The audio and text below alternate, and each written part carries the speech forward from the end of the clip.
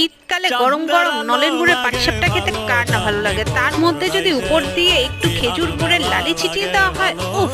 তাই আমি সকালবেলায় সেদ্ধ চালটা ভিজিয়ে রেখেছিলাম 1 কাপ।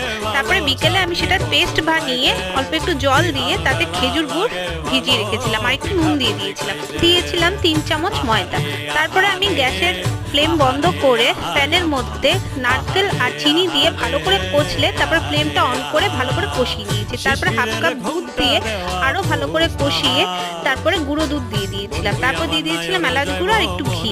ভেতরে পুরটাও রেডি হয়ে গেছে। তারপরে মিশ্রণটা দেখি একটু গাঢ় আছে, তাই অল্প একটু দুধ দিয়ে আমি ভালো করে ব্যাটারটাকে পাতলা করে নিয়েছি। তারপরে প্যানের মধ্যে অয়েল ব্রাশ করে ব্যাটারটা দিয়ে দিয়েছি। তারপর দিয়ে দিয়েছিলাম ভেতরে নারকেলের পুর। তারপরে আমি এটাকে ভালো করে সুন্দর করে রোল রোল করে ভেজে নিয়েছি। সেদ্ধ চালের পাটিসাপটা করলে দুর্দান্ত নরম হয়, তাই আপনারা একবার ট্রাই করুন।